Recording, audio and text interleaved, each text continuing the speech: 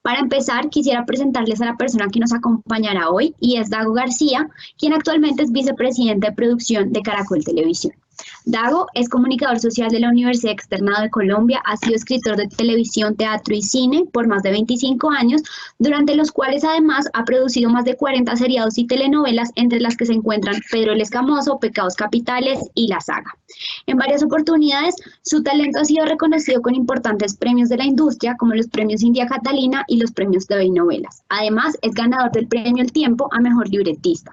También logró el reconocimiento a Mejor Libreto y Mejor Productor del Encuentro Latinoamericano de Telenovelas en Uruguay en 2004. Dago también es creador de la productora y distribuidora cinematográfica Dago García Producciones, con la cual ha realizado más de 22 exitosos largometrajes como productor y guionista. 6 de estos largometrajes han superado el millón de espectadores en taquilla. Con su productora también realiza temporadas anuales de teatro, montando obras de su autoría como Infraganti, Hombre con Hombre, Hay un complot y La historia ilustrada del sexo. Durante más de 10 años, Dago ha sido profesor de cátedra de guión de las más prestigiosas universidades de Colombia, como el Externado, la Javeriana, Jorge Tadeo Lozano, Rosario Central, Minuto de Dios. También ha sido profesor de la Universidad Católica Andrés Bello de Venezuela y de la Escuela Internacional de Cine y Televisión de San Antonio de los Baños, en Cuba. En la actualidad, es el vicepresidente de Producción y Contenido de Caracol Televisión. Dago, bienvenido y muchísimas gracias por acompañarnos hoy. Hola, ¿qué tal? ¿Cómo están? Bueno, Dago, ¿qué tal si arrancamos contando un poco de dónde nacen las ideas para hacer las películas? Bueno, en el caso mío concreto, generalmente lo que hago yo es exprimir un poco la memoria. Casi todas mis películas parten de algún tipo de recuerdo, de algún tipo de añoranza que pueda tener yo. Yo hago unas películas de entretenimiento familiar y por lo general mis películas están referidas al tema de la familia. La mayoría de mis películas funcionan en el contexto de la familia y sin que pueda decir que mis películas son autobiográficas, sí generalmente parten de un recuerdo o de una vivencia, de algo que como que me ronda la cabeza, que se me convierte en obsesión y que luego empiezo a trabajar para partir de ese recuerdo, de esa vivencia, de esa sensación, de esa imagen que me viene del pasado, empezar a armar personajes, trama y todo lo que implica hacer una película. Pero casi siempre provienen de ahí, ¿no? Y yo creo que cualquier autor de teatro, de cine o de televisión siempre trabaja con su interior, siempre trabaja con sus obsesiones, siempre trabaja con sus recuerdos, con su perspectiva de la vida. Es la única manera de ofrecerle al público algo que el público agradece y que es sinceridad. Cuando haces entretenimiento, lo que le ofreces al público es emociones. El público del entretenimiento busca, cuando se acerca al teatro, a la pantalla de televisión o a la sala de cine, lo que busca es una experiencia emocional. Y una de las condiciones de la emoción es la sinceridad del autor. Cuando eres sincero, cuando lo que estás contando es algo que necesitas contar porque te obsesiona, pues probablemente vas a conectar con el público. Yo creo que el público es sabio en el sentido de que identifica con facilidad cuando lo están engañando, cuando un autor no es sincero. Entonces, como mucha de la gente que se dedica a este oficio, las ideas provienen como de esas vivencias y en el caso mío como de recuerdos muy vívidos. Dago, ¿cuáles son las dificultades que se encuentra usted al momento de empezar a escribir una película? Todo producto dramatúrgico tiene un origen en el caos. Las ideas aparecen de forma caótica. Las ideas no aparecen en un orden o no hay metodologías para tener ideas. Las metodologías y las estructuras sirven y aparecen en momentos posteriores al proceso y ayudan precisamente a ordenar ese caos. Pero generalmente las ideas se le ocurren a usted en los lugares más inesperados, en los momentos más inesperados y de la forma más inesperada y caótica que pueda existir. Pero es un momento feliz, el momento del caos es un momento feliz porque es un momento medio irresponsable, es un momento donde no tienes que atender a ningún tipo de orden, de estructura, a ningún tipo de condicionamiento de para quién va a ser dirigida la película, ningún tipo de condicionamiento presupuestal. Las ideas son abstractas y por lo tanto las ideas son un territorio feliz. Y realmente los problemas empiezan a aparecer cuando tienes que empezar a concretar esa idea en un guión, cuando tienes que volver ese guión una película y cuando tienes que poner esa película enfrente del público. Yo siempre he dicho que hacer una película es el camino de la ilusión al desencanto y luego del desencanto, en el mejor de los casos, al reenamoramiento. Cuando tienes una idea en la cabeza todo es perfecto, porque como las ideas no son concretas, todo es perfecto. Una vez, mediante ciertos procesos, logras convertir la idea en argumento, en algo concreto escrito, como que dices, bueno, pues sí, está chévere, pero como que la idea era mejor, pero bueno, está chévere. Cuando tienes que volver ese argumento una escaleta, como que dices, miércoles, era más chévere el argumento, pero bueno, ahí vamos. Cuando esa escaleta la vuelves un guión, empiezan ya las más grandes dudas, ¿no? Como dices, miércoles, ¿qué pasó con esa idea tan buena? ¿Por qué se volvió esto? Y cuando haces la película y la editas, te pones a llorar y dices, ¿qué pasó con esa gran idea que tenía y que resultó en esto? Porque es muy difícil ese paso del abstracto al concreto. Y luego cuando la estrenas y empiezas a recibir la respuesta del público, en el mejor de los casos, si te va bien, empiezas nuevamente a enamorarte de esa idea que en todo ese proceso ha venido como causándote esa especie de decepción. Entonces siempre esos pasos hacia lo concreto siempre son difíciles. Y ahí es donde se necesita estructura, donde se necesita formación, donde se necesita presupuesto, donde se necesita una cantidad de cosas cuyo objetivo último es concretar ese momento feliz que yo llamo el momento del caos. Y hablando de estas ideas que son abstractas y demás que nos está contando Dago, ¿cómo identificar cuándo una idea debe abandonarse? O sea, uno cómo sabe cuándo ya esto ya no es una idea para una película, ya hay que dejarla ir. Yo creo que las mismas ideas en ese proceso de concreción te van mandando señales y yo creo que una idea hay que abandonarla en el momento en que ya no reconozcas en ella tu huella, cuando ya no reconozcas en ella lo que querías decir. Ahora, hay un peligro muy latente, hay un peligro al cual sucumben muchos autores y es el abandono prematuro. El camino, repito, el camino del caos, del abstracto de las ideas al concreto de una película, siempre es un camino difícil, porque en cada etapa vas perdiendo control sobre tu idea. Y no hablo de control porque quede en manos de otros, sino sobre ti mismo. Entonces, en muchas ocasiones, de momentos difíciles en ese proceso, tu primera tentación es abandonar la idea. Y hay muchos autores que desafortunadamente se convierten en comenzadores de proyectos que nunca terminan. Entonces, como que llega un momento, y eso ocurre con el teatro, con el cine y con la televisión. Hay un momento en que dice, no, esta idea definitivamente no era tan buena como pensé, empiezo otra. Y apenas empiezan a aparecer las dificultades, hacen lo mismo. No, aquí también no, como que tampoco me convence esa idea, empiezo otra, y terminas convertido en un comenzador de proyectos que nunca terminan. Entonces se necesita como una alta dosis de valor, alta dosis de disciplina, una alta dosis de convicción para persistir y superar esos momentos tan difíciles en la concreción de una idea. Pero si hay un momento en que tú empiezas a darte cuenta que eso que está resultando ya no te dice nada, que en eso que está resultando ya no te reconoces como autor, y creo que en ese momento o se echa para atrás en el proceso o definitivamente, con todo el dolor del mundo, hay que reconocer que es una idea para abandonar. Dago, respecto a este tema, aquí nos hacen una pregunta en el chat y es ¿qué otro consejo le puede dar a las personas a la hora de iniciar un proyecto, a la hora de empezar a escribir? Yo creo que hay que darle a los diferentes momentos el tiempo que requieren.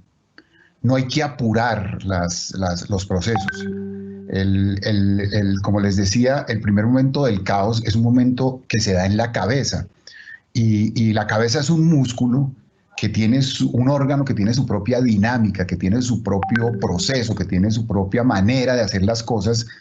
Y a veces uno se puede acelerar a tratar de escribir prematuramente lo que todavía se está trabajando en la cabeza. Cuando tienes una idea, creo que lo mejor que puedes hacer es dejarla trabajar en tu cabeza, tratar de ver y leer referentes que se parezcan a lo que quieres hacer, ver películas, leer libros, buscar seriados de televisión que un poco hablen del mismo tema que se está rondando en la cabeza. Eso es alimento para la creatividad.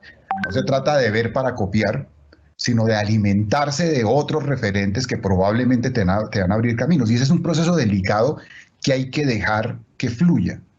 No hay que acelerarse a que si tengo una idea, inmediatamente correr a escribirla, correr a hacer un guión, correr a hacer una producción. Yo creo que siempre es útil dejar que ese proceso se desarrolle y hay una especie de sabiduría del pensamiento que te menciona o te dice, en este momento ya te puedes sentar a escribir. Y esa primera escritura también hay que dejarla fluir, también hay que dejarla desarrollarse en el desorden en que se quiera desarrollar. Yo he notado que en los últimos años se ha desarrollado como una especie de sobreteorización del tema del guión. Y la gente está estudiando mucho guión, y hay cursos de guión, y hay cursos en el exterior de guión, y hay posgrados de guión. Y allí se aprenden una cantidad de herramientas muy útiles, como la estructura, como los géneros, como los paradigmas, que pueden ser un arma de doble filo.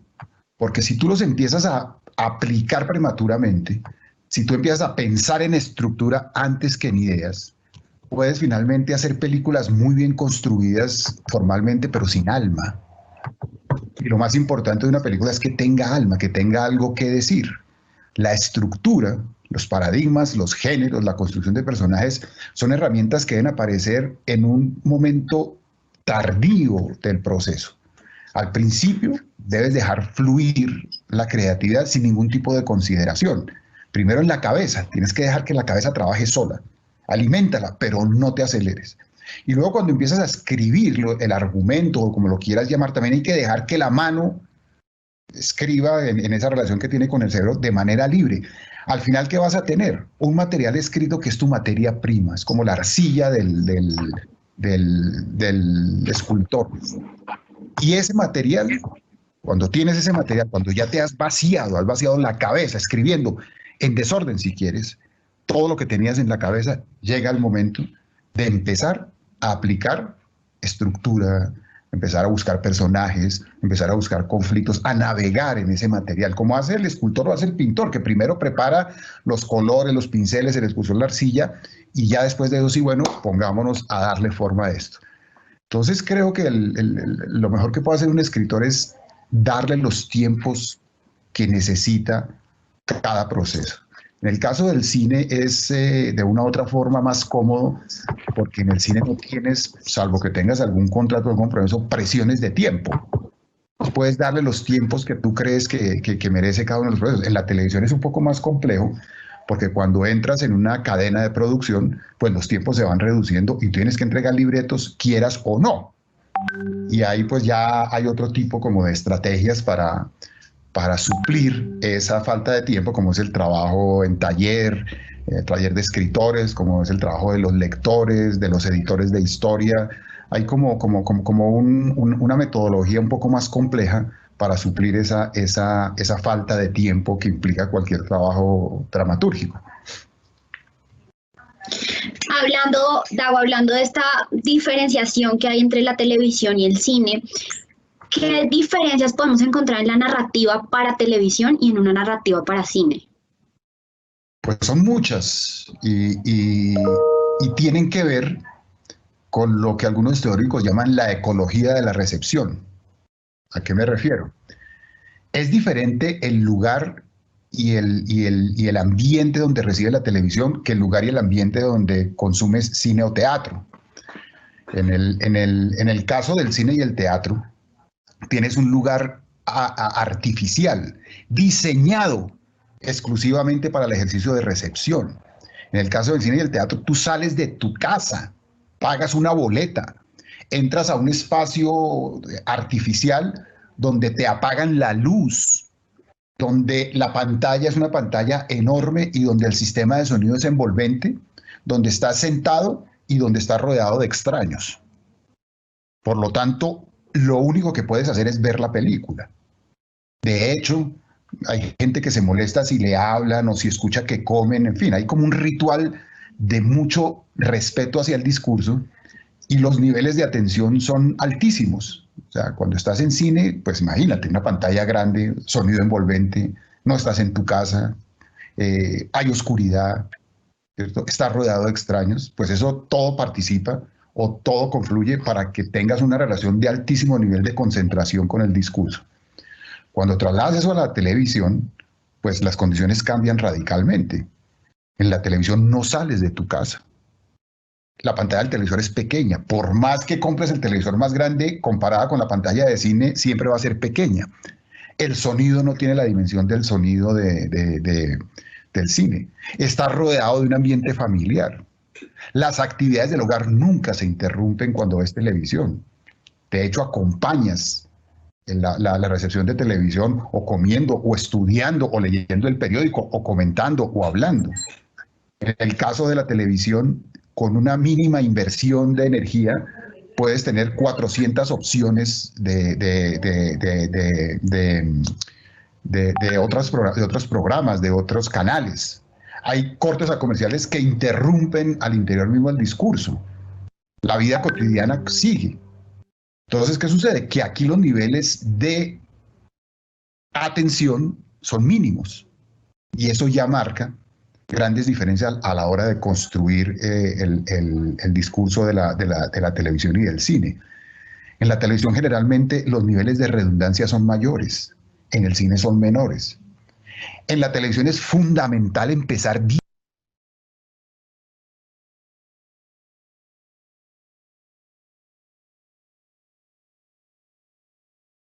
¿Qué pasó?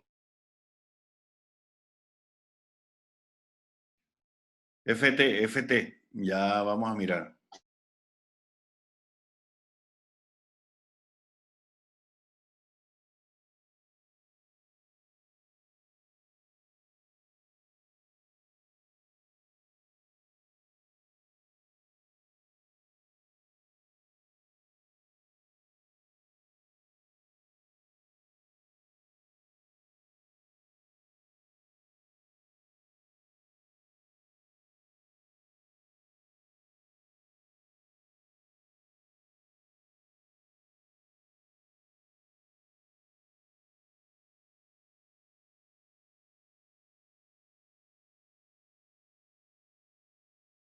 Empezar bien. Hay que capturar al televidente desde las primeras de cambio para que no se nos vaya. En el cine hay que terminar bien. En la televisión hay que comenzar bien, en el cine hay que terminar bien.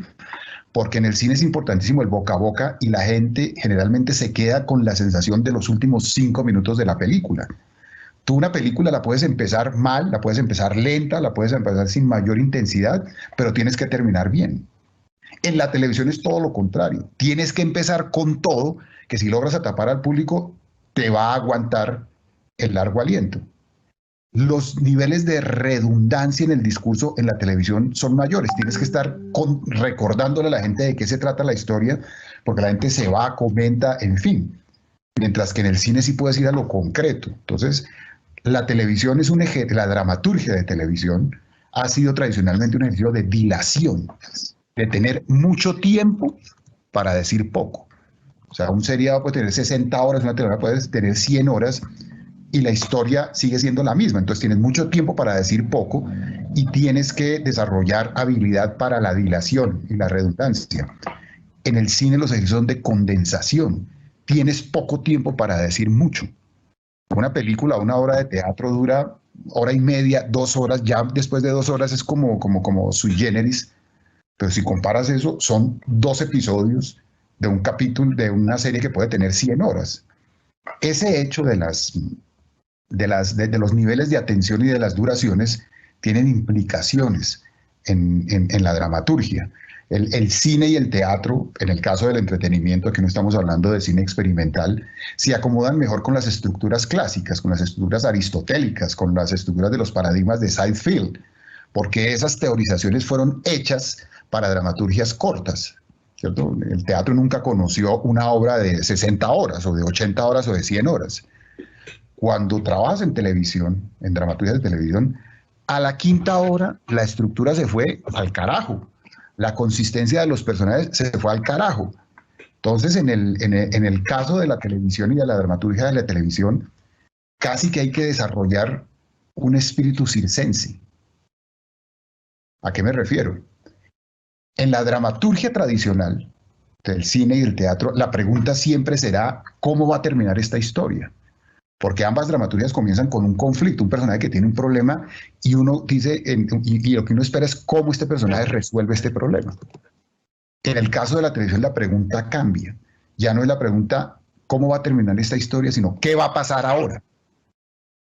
Como en el circo. En el circo, ¿por qué primero van los payasos, luego va el trapecista, luego va el mago, luego va el lanzador de cuchillos? Eso no tiene ninguna lógica. Solamente una lógica, la lógica de la emoción. ¿Por qué van así? Porque hay que mantener la emoción arriba, independientemente de la lógica. Yo en una ocasión, de desocupado, por puro ejercicio, me puse a hacer un análisis sobre una novela que había escrito que llamaba Dios se lo pague, que fue la primera novela que hicimos cuando tuvimos canal privado. Y yo tenía ciertas dudas sobre esa novela y tuve un tiempo en que no tenía mucho que hacer y dije, voy a analizar eso. Imagínate que esa novela era con Jairo Camargo y Margarita Ortega. Y nunca cambiamos de actores. Siempre usamos los mismos actores, a pesar de que hagan saltos de tiempo. ¿Me puedo hacer el ejercicio de cuánto tiempo había pasado realmente en la novela? Y si hubiéramos sido lógicos y coherentes, Jairo Camargo el personaje de Jairo hubiera terminado la novela cumpliendo 120 años y Margarita Ortega cumpliendo 97 años. Pero nadie se pone en la televisión a hacer ese tipo de ejercicios que de pronto haría en el cine. Además, también tenía personajes que él ya los había presentado en el capítulo 30 y los volvía a presentar en el 83 como si nunca se hubieran conocido. Había personajes que habían sostenido una cosa en un momento y después sostenían la contraria. Había una cantidad de absurdos, entre comillas, si vamos a la lógica aristotélica de la dramaturgia.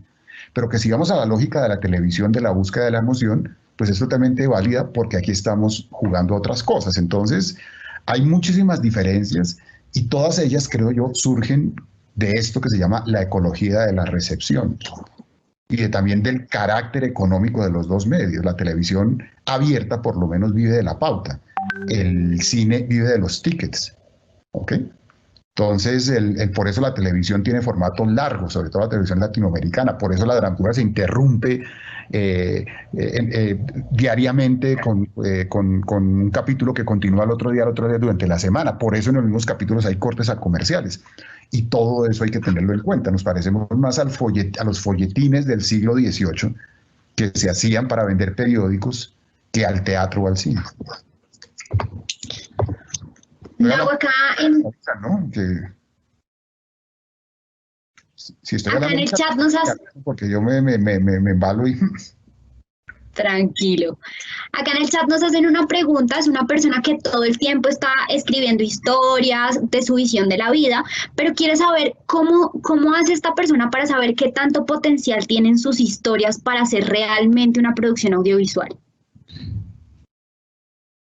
Generalmente hay que buscar quién lea y quién me dé una opinión y quién me dé como un feedback acerca de lo que estoy haciendo. Pero ojo, esa persona ojalá sea alguien que no tenga ningún tipo de relación afectiva conmigo. ¿Ok? Porque finalmente aquí se mezclan muchas cosas y entonces de pronto si es alguien que yo quiero me da temor lastimarlo si no me gustó, o incluso el mismo conocer a la persona hace que la lectura esté un poco teñida o contaminada de ese conocimiento que tengo yo de la persona. Eh, no, en la industria de la televisión, incluso del cine, existen como esos doctor, no me acuerdo cómo es la expresión concreta, pero son como personas especializadas en leer material de otras personas y son formados para eso y conocen de dramaturgia y conocen también del contexto cultural, económico al cual supuestamente o al cual quiero dirigir mi contenido.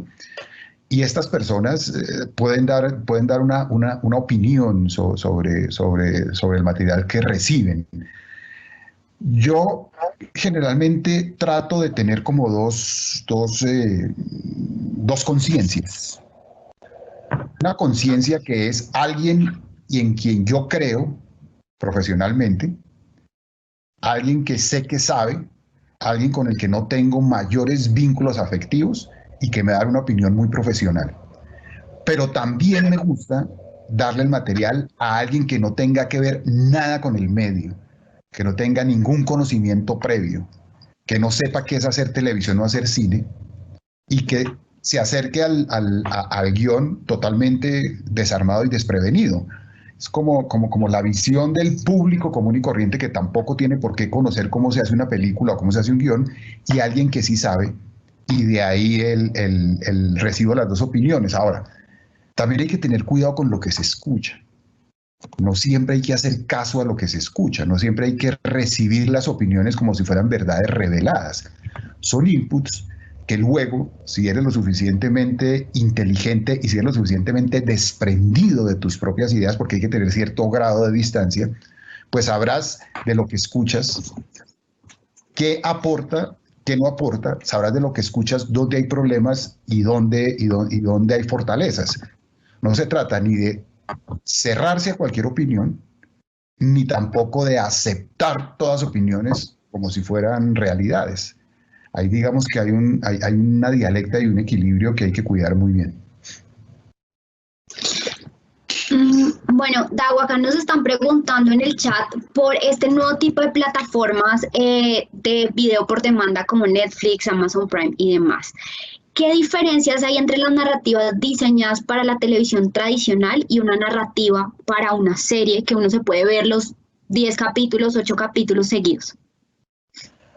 En los últimos años, en los últimos 20 años, han aparecido como dos alternativas a lo que era la televisión abierta. La televisión abierta fue durante mucho tiempo la única opción que tenía la gente que veía televisión de consumir contenidos a través de la pantalla chica. Luego apareció la televisión por cable, que era una televisión sin anuncios comerciales, que era una televisión de programación vertical, no horizontal. Nosotros en Latinoamérica, por razones de orden económico, hacemos programación horizontal. ¿Eso qué quiere decir? Que el mismo programa lo emitimos todos los días, porque el mercado no nos permite hacer programación vertical. Nosotros, para poder hacer rentable un producto, tenemos que hacerlo de larga duración y luego emitirlo todos los días para poder vender todos los días. Es como si usted tiene una panadería o tiene un concesionario de carros. Si usted tiene una panadería, usted todos los días tiene que vender pan. Si usted tiene un concesionario, y mucho pan, si usted tiene un concesionario de carros, de pronto con vender un carro en el día cuadró la economía del concesionario. Es un problema de economía. Entonces, ¿por qué estamos hablando de esto? Netflix, cambio de seriedad. Cuando aparece la televisión por cable, aparecen los canales temáticos, los canales de nicho. Ya no es una televisión generalista como la televisión abierta, sino es una televisión que tiene canales temáticos y canales dirigidos a diferentes públicos. Aparece la programación horizontal y aparecen los seriados de formato más corto. Y esto terminó siendo una especie de intermedio entre el cine y la televisión. ¿Ok? Seguía siendo televisión, pero los niveles de condensación, porque en la televisión por cable, al ser canales de nicho y al tener programación vertical, permitían una mayor relación de atención del televidente con el producto. Es diferente si tienes una telenovela que emites todos los días, difícilmente te va a hacer todos los capítulos de los 300 capítulos de Pedro el Escamoso. Es imposible que te los veas todos. De hecho, existe una investigación que se hizo hace unos años y quitando los picos de los superfieles y de los que poco ven, más o menos el promedio de frecuencia con el cual alguien que es seguidor de una novela ve una novela es de 3 capítulos a la semana, de 5 3. ¿Sí? Entonces no es que lo vean todo el tiempo. Ahora, cuando es vertical y es una programación dirigida hacia ti una sola vez a la semana, de pronto sí te puedes poner la cita a la semana, ¿cierto? Para ver todos los capítulos del seriado, y eso implica ya mayor nivel de atención, y eso fue lo que sucedió con la televisión por cable a nivel de la dramaturgia, que se creó como un espacio intermedio entre el cine y la televisión, y siendo televisión había más niveles de condensación, no había este frenesí de empezar con todo, porque si no se nos iba el televidente. Hubo como un intermedio donde además se pudieron tratar ciertos temas que de pronto eran muy densos para la televisión, pero también tenían mucho material para la película, para el cine. Entonces digamos que se amplió no solamente el universo temático, sino también se logró una televisión de altísima calidad porque se hacía con criterios cinematográficos a nivel de la producción. Y cuando aparecen las plataformas, aparece un intermedio entre la literatura y la televisión, que es un poco lo que representan estas plataformas. Estas plataformas lo que representan, porque ya las series cortas estaban en el TV cable, estaban en la televisión por cable, y estaban también en la televisión vertical norteamericana. ¿Qué es lo que cambia con las plataformas? La forma de consumir, que se parece más al libro. Entonces, cuando tienes una serie de plataformas, la puedes ver a la hora que quieras, en el lugar que quieras y en el volumen que quieras. Lo mismo que el libro. Cuando no existía las plataformas y tenías insomnio, de pronto lo que podías hacer era sacar un libro y leerlo hasta que te diera sueño. O cuando estabas de viaje, ibas en un avión, ¿qué hacías? Sacabas el libro y seguías leyendo. Hoy en día eso se puede hacer con la programación de plataformas, porque todos los dispositivos las tienen. En un teléfono tú puedes conectarte a una plataforma y ver una serie, y la puedes ver en el volumen y en el lugar y en el tiempo que quieras. Entonces lo acerca más a la literatura. Y eso permite que también la dramaturgia de plataforma tenga más elementos literarios que lo que tenía la televisión abierta o lo que tenía televisión por cable. No hay ese frenesí de manejo del tiempo, aunque sí la inversión argumental por capítulo es mayor, pero hay como ciertos momentos en que puedes incluso profundizar más en ciertos temas de lo que podría ser en el cable o en la televisión abierta, pues porque no estás en una carrera contra el tiempo ni están teniendo opciones, sino ha sido una decisión tuya de ir al discurso. Una cosa es la televisión que llega, como la televisión abierta, y otra la televisión que tú buscas, como la televisión por demanda. Ahora, lo más interesante de todo es que estamos viendo que lo que aparentemente en los primeros tiempos iba a ser una competencia totalmente sangrienta y totalmente descarnada entre la televisión abierta y la televisión de plataforma, terminó convirtiéndose en una sinergia de lo más extraño, porque hay cosas que nos funcionan a nosotros como televisión abierta y le funcionan a las plataformas. Y de hecho, lo que pasamos nosotros en nuestro canal se convierte en la mejor promoción para la plataforma. Entonces, casos como Escobar, el patrón del mal, como Bolívar, como La reina del flow, como La esclava blanca, como JJ, como La venganza de Analía, que han sido grandes éxitos en nuestra pantalla, han sido grandes éxitos en la plataforma y sin modificaciones. Y también nosotros estamos produciéndole ahora contenido a las plataformas. Hemos hecho Siempre Bruja, estamos haciendo Chichipato segunda temporada y especial, estamos haciendo una cosa con Amazon, estamos tratando de hacer una cosa con Apple. Entonces, lo más paradójico de, de, de la situación actual es que lo que aparentemente iba a ser una competencia donde alguno de los dos iba a terminar derrotado, terminó convirtiéndose en una sinergia y una colaboración que creo yo le augura larga vida a ambas formas de televisión. Creo que en ese sentido el cable ha recibido el golpe más fuerte. Se quedó como en un intermedio donde realmente lo que lo sostiene con fuerza es el fútbol, ¿no?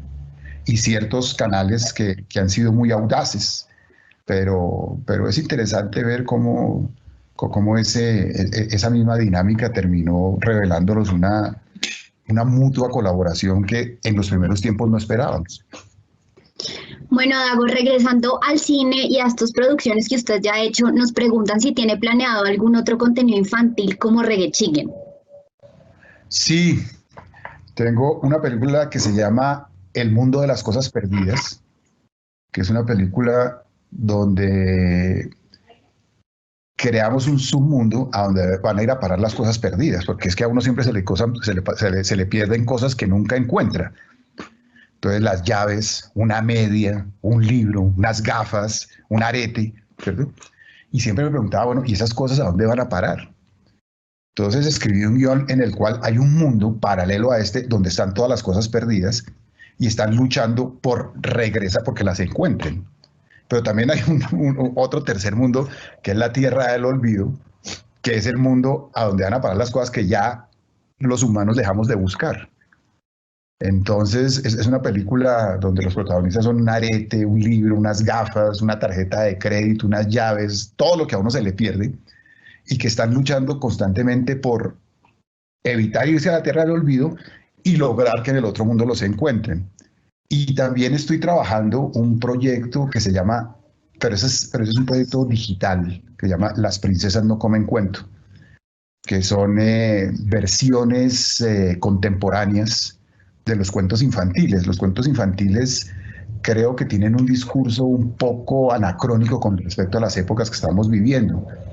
Entonces, son 8 episodios hechos con muñequitos, con una técnica que queremos ensayar, en la cual Cenicienta, Blancanieves, La Bella Durmiente, Rapunzel, son mujeres de nuestra época, donde, por ejemplo, la Bella Durmiente le dice al príncipe, no, yo con usted no me voy a casar hasta que usted no demuestre que de verdad sirve para algo y no vives pegado a las naguas de sus papás, y yo también, antes de casarme con usted, gracias por haberme despertado, pero yo primero quiero estudiar, quiero tener un trabajo, quiero vivir, yo que me voy a casar de una despertándome con usted.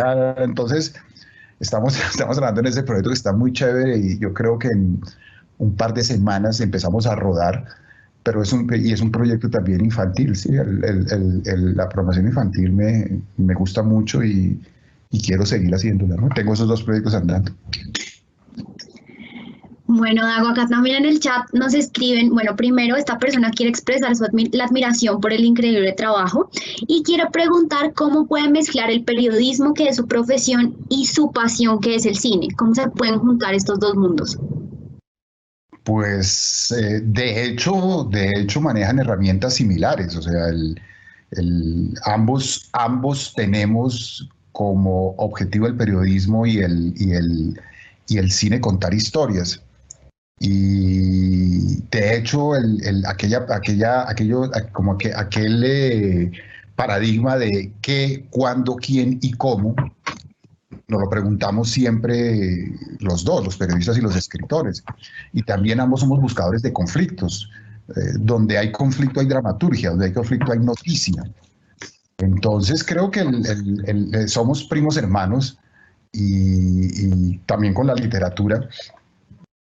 Y hoy en día incluso el género del documental y del documental seriado está ganando una importancia, pero monumental.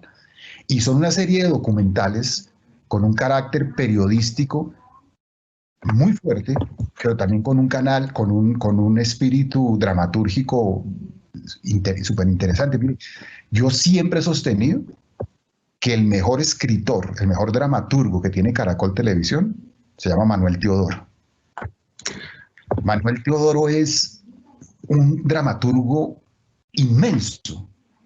Manuel Teodoro organiza sus historias de una forma brillante a nivel de la dramaturgia. Si ustedes analizan y se pueden a mirar, Manuel Teodoro hace una exposición, presenta unos personajes, estalla un conflicto, da unos puntos de giro y termina de manera inesperada. Y Manuel es un periodista. Y usted ve Séptimo Día, o ve El Rastro, o ve las crónicas de María Elvira Arango en Los Informantes, y usted no se puede despegar, porque han construido dramaturgia a partir de las noticias. De pronto la gran diferencia que tenemos nosotros es, o las dos grandes diferencias son que los dramaturgos elaboramos sobre la realidad y a veces inventamos realidades para entretener. Los periodistas trabajan sobre la realidad para informar. Pero las herramientas que manejamos son siempre muy similares. Por lo tanto, los periodistas, los buenos periodistas, están a un paso de volverse dramaturgos, cosa que no ocurre con los dramaturgos que sí están lejos de volverse periodistas. Quiero decir, es más fácil que un periodista se convierta en dramaturgo que un dramaturgo en periodista. Entonces creo que tenemos las mismas herramientas y que nada, lo que un periodista que tenga este tipo de inquietudes puede hacer es lanzarse a escribir guión. Yo creo que tiene todo para hacerlo, tiene todo el conocimiento, toda la sensibilidad y es de una u otra manera alejarse un poquito de los reinos de la realidad y navegar un poquito en los reinos de la imaginación con todas esas herramientas que tiene. Incluso a partir de hechos reales, construir ficciones, porque digamos que las noticias generalmente se refieren a los hechos conocidos públicamente, pero siempre hay una vida de los personajes que nunca llega a la opinión pública, en parte porque, imagino yo, no es conocida y ahí hay un terreno para elaborar, para construir, para ficcionar. Bueno, Agua, acá en el chat también nos hacen otra pregunta y es, ¿cómo saber cuándo una película merece una secuela y cómo saber que la película es una única producción? Pues normalmente eso lo determina el comportamiento en pantalla. Normalmente, si te va bien en una película y es un gran éxito y la gente se ha enamorado de los personajes, pues entonces sabes que puede haber una secuela.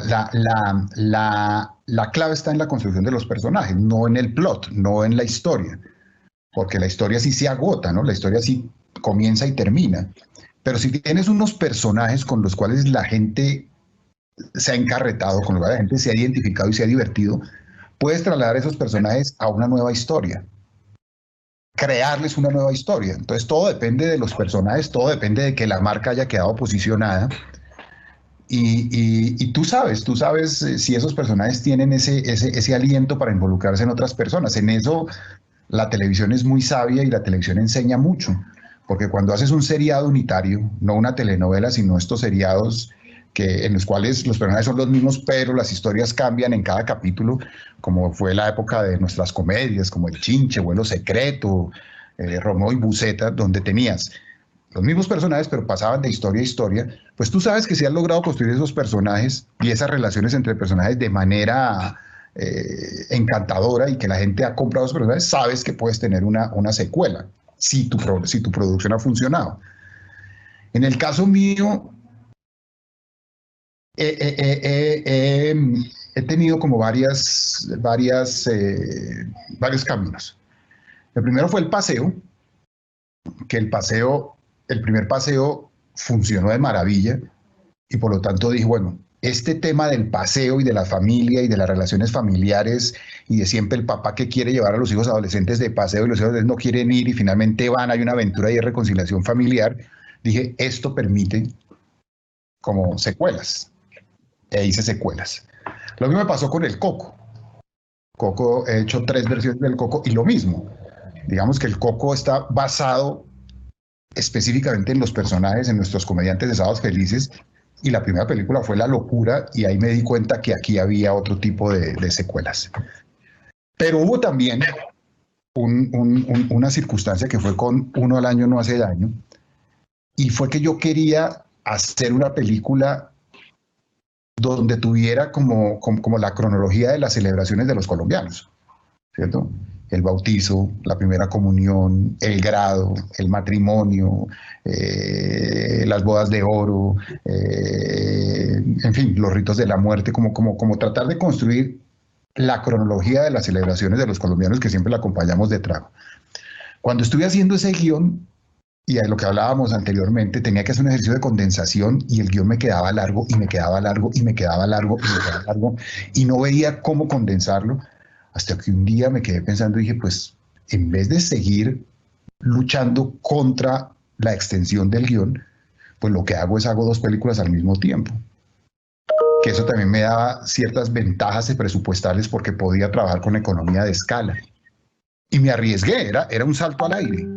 Podía irme muy bien con la primera película y por lo tanto ya tenía la segunda, o podía irme muy mal con la primera y luego a ver qué hacía yo con la segunda.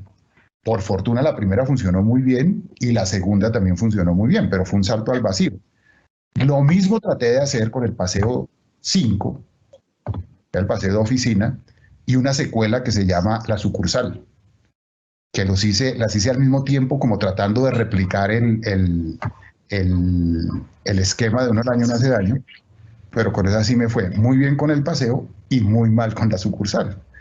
Entonces, digamos que no hay fórmulas, pero generalmente, salvo que quieras correr un riesgo como el que corrí en estas 2 películas, siempre el éxito de la primera película y el encanto de los personajes son los que te marcan si hay espacio para una secuela o no. Dago, cuando uno hace una película, nos preguntan acá en el chat, ¿qué es mejor? ¿Ofrecerle a la audiencia algo que ya conoce para que se identifique o algo absolutamente desconocido para que tenga otra perspectiva? Es la combinación de las 2 cosas. En el entretenimiento, ¿no? Estamos hablando de entretenimiento, que es el cine que hago y que conozco. Y eso es muy buena pregunta, porque el juego con el espectador siempre va de lo conocido a lo desconocido. La gente que asiste a las películas de entretenimiento generalmente van comentando la película, ¿sí? Entonces, si usted va a una película de entretenimiento, va a ver que hay de pronto 2 viejitas que están ahí en la sala y entonces una ahorita le dice a la otra, póngale cuidado, que ahorita le va a decir que está embarazada. Y el personal le dice, estoy embarazada, y la ahorita, ¿se lo dije o no se lo dije? Hay como un placer de sentirse, ¿cierto?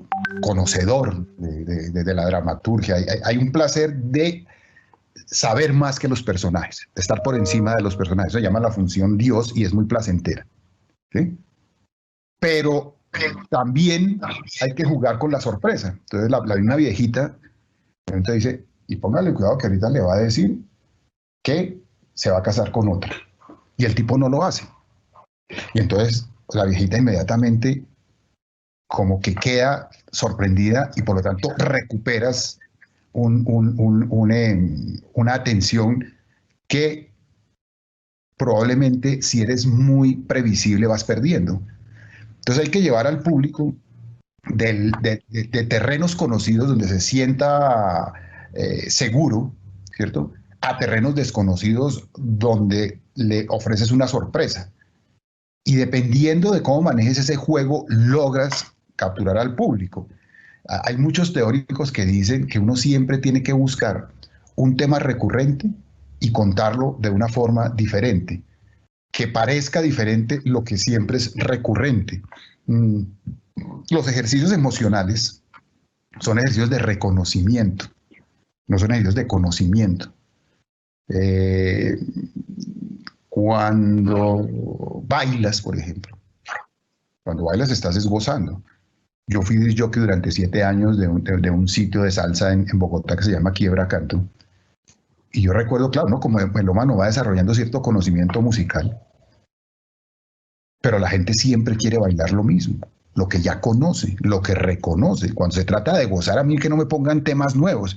Yo me acuerdo que iba y ponía un tema que había estudiado durante la semana, buenísimo, y la gente se quedaba como mirando, bueno, póngame Llorarás, póngame La Temperatura, póngame Sonido Bestial, claro que ya me sabía, y ahí sí salían a bailar. Y entonces eso era todas las noches con la misma programación. O cuando, por ejemplo, un niño, que los niños están en la época de la lúdica, no del conocimiento, ven una película como El Rey León o cualquiera de esas, la pueden ver millones de veces, que ya saben lo que va a pasar y la siguen disfrutando. De hecho, si te acercas, te van a contar qué va sucediendo y no los ves aburridos, porque un poco la emoción y el entretenimiento es un ejercicio de reconocer lo que ya conozco. Sí, cuando uno ve telenovelas, uno sabe desde el principio qué va a pasar, uno sabe cómo va a terminar. Aquí no estamos vendiendo ningún tipo, pero ese reconocer nuevamente, como con las baladas o como con la música para bailar, como con los cuentos infantiles, como con las películas infantiles. De hecho, imagínate que, o no, en la época shakespeariana había un momento de la obra que se llamaba el prólogo. Y en el prólogo salía un actor o el director de la compañía, saludaba al público y le decían, bueno, la obra que van a ver hoy se llama Romeo y Julieta. Y en esta obra pasa esto, Romeo se conoce con Julieta, las familias se odian, ellos se escapan y al final se mueren, les contaba toda la historia. Y mira esto, cuando ya les había contado la historia decía, ahora sí, disfruten del espectáculo. Porque ya conocían la historia y ya no iban a estar en el esfuerzo de descubrir la historia, sino de abandonarse a lo ya conocido. Entonces, eso del terreno de lo ya conocido es fundamental, pero hay que evitar el peligro de la previsibilidad, porque si ya es tan previsible que ya lo vas a hacer todo, pues vas perdiendo interés. ¿Cómo vas recuperando el interés? Combinando esos terrenos de lo conocido con pequeñas sorpresas. Como que relajamos al público, lo recapturamos, lo volvemos a relajar, en fin, el guionista debe saber cómo maneja sus tiempos, porque si eres demasiado previsible, haces una película aburrida. Pero si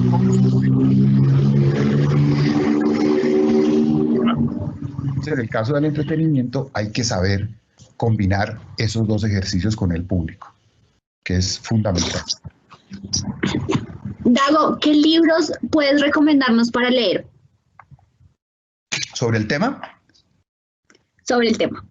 Pues digamos, hay un libro fundamental que es La Poética de Aristóteles, ¿cierto? Donde están consignadas las bases de lo que es la dramaturgia clásica, que es de la que se sigue alimentando el entretenimiento. Y eso ha tenido como desarrollos en la literatura, sobre todo norteamericana.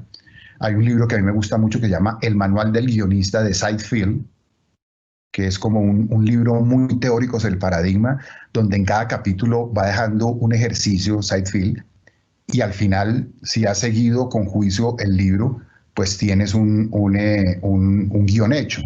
Está el libro de McKee, que se llama El Guión. Hay un libro de un guionista y teórico brasileño que se llama Doc Comparato, que se llama El Guión de Televisión, que me parece que es interesante porque lo acerca un poquito a la realidad latinoamericana. Hay un libro que me gusta mucho a mí porque habla de la dramaturgia posmoderna en la televisión, que se llama El Guión del siglo XXI, de un autor español que se llama Tarblu, no recuerdo muy bien, pero El Guión del siglo XXI es el nombre. Y también me parece útil leer un texto de Bertolt Brecht que se llama El pequeño organón para teatro, que es un texto sobre dramaturgia no aristotélica, sobre dramaturgia del distanciamiento, que es como toda la respuesta de Brecht a todo el planteamiento aristotélico. Entonces, siempre es bueno también tener como otras perspectivas, ¿no? Como conocer que también hay otras formas de escribir guiones. Hay mucha literatura en el mercado, pero estos libros me parecen a mí que son muy buenos libros.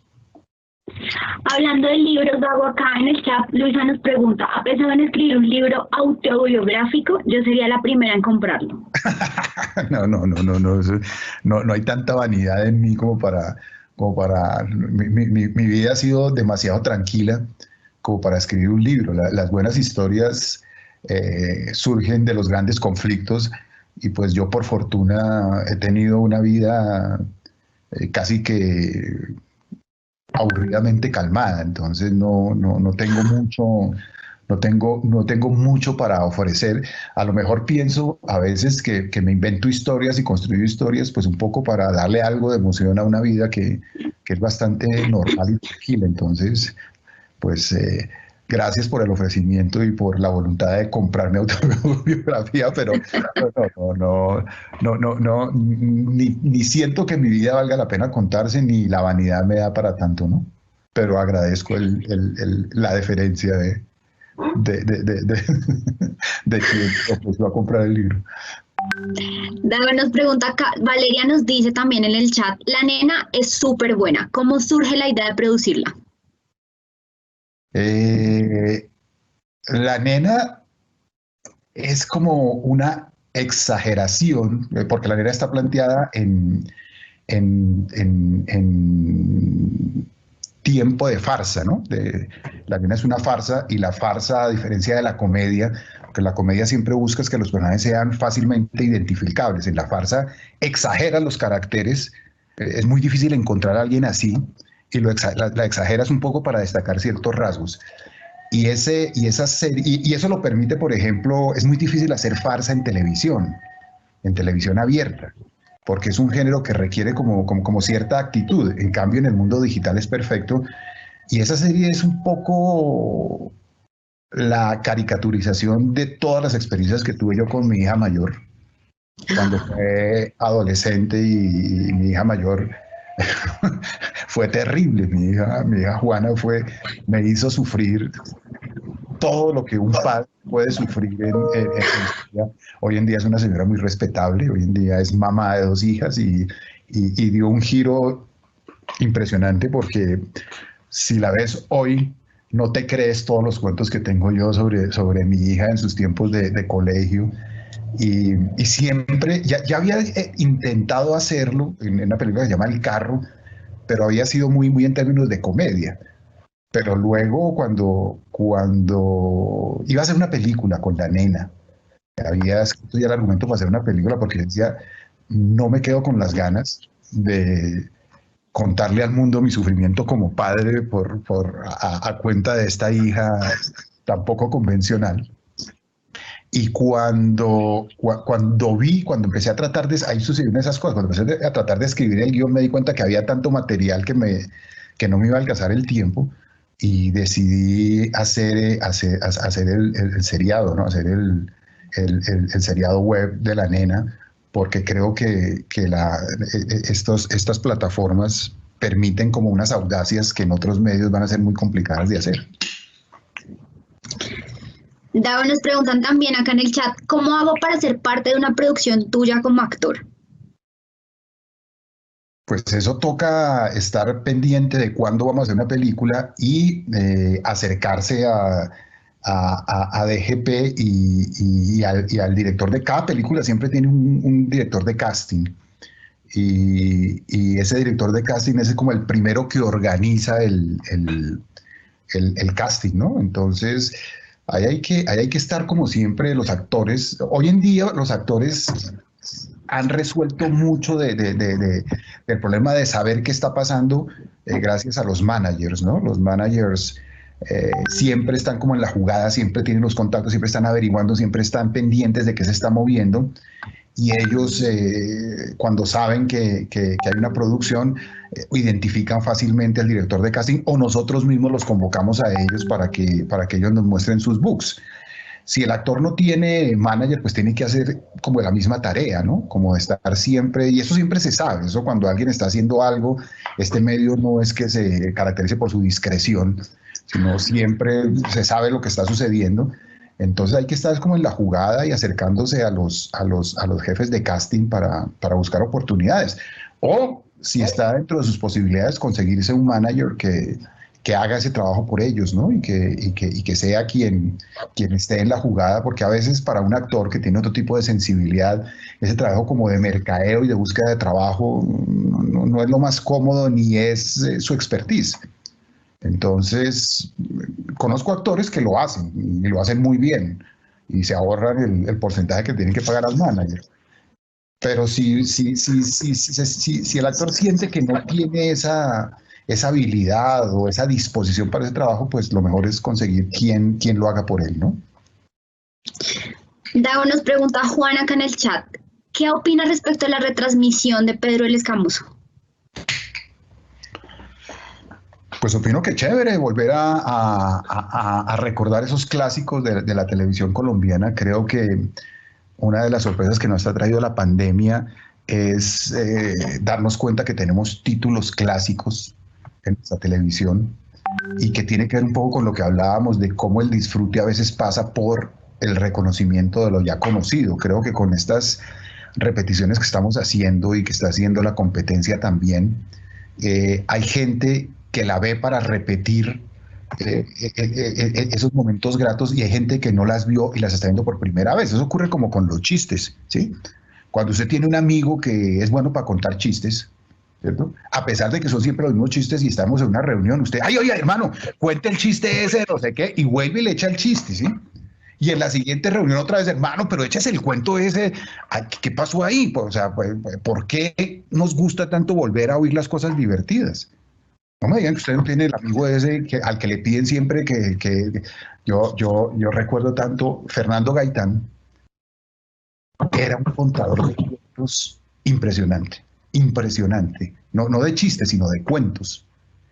Y siempre que nos reuníamos los escritores, sucedía eso, ¿no? Oiga, Fernando, vuelva y cuéntenos la historia esa de cuando usted en una situación económica difícil trató de vender carros. Y él echaba ese cuento porque Fernando en una época que estaba en La Olla, todavía no trabajaba en televisión y tenía ya familia y necesitaba pues, ganar plata para a su familia. Tenía un amigo que tenía un concesionario de carros y le pidió, y el amigo le dijo, hermano, pero esto no es fácil, hay que hacer un curso, no sé qué. Y yo, no, yo lo hago, hermano, pues estoy desesperado. Hizo el curso, se graduó y el primer día con su catálogo de carros, su primer cliente fue un vendedor de enciclopedias. Y Fernando nunca vendió un carro, pero compró una enciclopedia que duró 20 años pagándola. Entonces, siempre que nos encontrábamos, decíamos, Fernando, cuente ese cuento, y ahí nos tenía 20 minutos echando el cuento, que luego fue el origen de una novela que él hizo. Entonces, con estas repeticiones ocurre lo mismo. Es como la gente vuelve y ve, o sea, las cosas que le dicen porque son buenos chistes, son buenos cuentos, son buenas historias. Entonces, yo creo que admiten más de una repetición. Y para la gente que nunca lo vio, pues acercarse a productos que en el pasado tuvieron éxito. Dago, nos pregunta Steven. Steven es estudiante de cine de la Universidad Manuela Beltrán y quiere saber qué herramientas implementa usted como productor para la realización de una película exitosa. Pues nada, los procesos normales de hacer una película, ¿no? Escribir un guión. Hay una cosa que sí es como una disciplina que nos hemos impuesto en la productora y que tiene que ver un poco con nuestro contexto económico. Normalmente en industrias o en economías donde hay industria del cine, donde el cine es una actividad económica importante, el proceso empieza con una idea, un guión, y luego que tiene el guión se hace un presupuesto de ese guión y se salen a buscar los recursos para hacer la película. En Colombia y en ciertas realidades donde no hay industria y la actividad económica no permite como tener continuidad, siento yo que hay que trabajar al contrario, de saber cuánta plata tenemos y a partir de esa plata escribir el guión para no ir a estrellarse. O sea, hacer películas muy costosas en Colombia con nuestro contexto y con nuestros hábitos de consumo de cine puede ser un suicidio. Y en eso enseña mucho la televisión. En la televisión siempre hay, previo a una historia, un presupuesto. Cada espacio en la televisión tiene un presupuesto dependiendo del potencial de ventas que tiene ese espacio. O sea, es diferente hacer un programa a la mañana que al mediodía, que en la tarde, que en el prime time. Cada uno de estos espacios tiene un presupuesto sobre el cual empiezas tú a trabajar. Creo que esa lección nos ha permitido a nosotros tener continuidad y haber podido ser autosuficientes. Nosotros siempre miramos cuánto tenemos, miramos el tipo de historia que tenemos y calculamos qué tipo de recepción podría tener y determinamos cuánto le vamos a invertir para no ir a hacer proyectos, le metamos mucha plata y no tengamos muchos resultados. Entonces, diferente a los procesos normales para hacer una película, si aplicamos como esa inversión del proceso, en el cual no es que escriba y haga el guión sin ninguna consideración, para luego buscar el presupuesto y buscar los recursos, sino que sé cuánta plata tengo por el ejercicio del año anterior y a partir de eso estructuro el guión. Un guión no tiene una doble función. Primero, sirve para contar una historia y segundo, es un modelo de ejecución presupuestal. Una película cuesta lo que cuesta el guión. Todo lo que pones en el guión son insumos que cuestan dinero y por lo tanto se convierte también en un modelo de ejecución presupuestal. Dago, los estudiantes de la Universidad Católica de Pereira quieren saber qué consejo puede darles para ellos que hasta ahora están arrancando, pero que sueñan con hacer cine en Colombia. Pues que hay que hacer, ¿no? Que hay que rodar, que hay que producir. Hoy en día, por fortuna, las nuevas tecnologías han democratizado la producción. Hace 20 años, hacer una película era toda una odisea, porque había que hacerla en film, en 35 milímetros o 16 milímetros, lo cual costaba mucha plata. La mayoría de los procesos había que hacerlos fuera de Colombia porque no había laboratorios en Colombia. El sonido se grababa independiente de la imagen y luego esa sincronización era siempre una tragedia. Si usted mira las películas colombianas de hace 20 años, nunca coincidía el lip sync con lo que están diciendo. Trabajabas a ciegas, pues porque cuando haces fotografía tienes que tener en cuenta la abertura del diafragma, el asa de la película, la incidencia de la luz, entonces siempre trabajábamos a ciegas qué pena, está sonando un teléfono ahí, con un exposímetro, en fin, era muy complejo hacer películas hace 20 años. Hoy en día, las nuevas tecnologías permiten que incluso con un teléfono celular, ¿cierto?, pueda hacer una película con todos los estándares de calidad que requiere una película. Toda la tecnología digital ha permitido democratizar el cine y por lo tanto hay que hacer películas y hay que dar el espacio para la equivocación y hay que dar el espacio para la terquedad. Yo creo que las primeras óperas primas, o las óperas primas de cualquier cineasta, deben ser obras totalmente egoístas, tercas, obsesivas. Uno no puede empezar a oír consejos prematuramente. Uno no puede empezar a escuchar recomendaciones prematuramente porque la experiencia, en mi concepto, no es transferible. Y el oficio se aprende es echando a perder, el oficio se aprende cometiendo errores, el oficio se aprende haciendo las cosas. Entonces yo sí creo que quien quiera dedicarse a contar historias de manera audiovisual, hoy en día lo que tiene que hacer es aprovechar todas estas tecnologías y hacer, hasta matar todos los demonios, porque uno generalmente en sus primeras películas lo que está haciendo es matando demonios, matando obsesiones, e ir adquiriendo rudimentos. Más tarde llegará el momento de escuchar a los profesores, de escuchar a la gente que tiene experiencia, pero cuando ella tenga algún nivel de fortaleza, porque si empiezo a escuchar recomendaciones sin que esté yo totalmente, o por lo menos tenga ya una postura frente al oficio, puede ser peligroso, ¿no? Creo que no hay nada como la experiencia propia, no hay nada como los propios errores para ir formando un carácter de autor. Dago, ¿qué prefiere hacer, cine o televisión? Depende. Como escritor, me gusta mucho la televisión.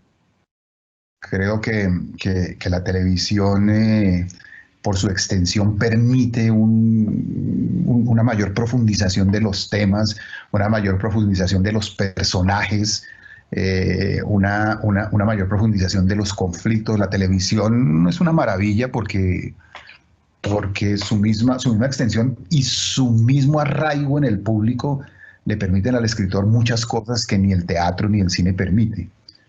Y como productor me gusta mucho hacer cine. El cine, pues, porque es una experiencia corta, porque es una experiencia manejable, ¿cierto? 90 minutos los puedes editar, volverlos a editar. Cuando te metes en la locura de una televisión, eso se vuelve complejo. Y poco a poco he ido descubriendo el mundo de lo digital y ahí me siento muy satisfecho escribiendo, produciendo y dirigiendo. También a nivel de la dirección, me encanta el teatro. Digamos que el teatro me permite como un trabajo con los actores, como tener control y poder ir modificando las cosas. Cuando produces audiovisual, lo que va quedando grabado va quedando y no hay forma de modificarlo. De pronto tienes herramienta de edición, pero lo fundamental está ahí. Cuando haces teatro, día a día puedes ir modificando las cosas porque nada va quedando fijado en ningún soporte. Una función nunca es igual a la otra. Entonces, digamos que para escribir me gusta la televisión, para producir me gusta el cine y para dirigir me gusta el teatro. Y en el mundo web me gusta hacer todas las cosas. Dago, y la última pregunta, ¿se puede vivir del cine en Colombia?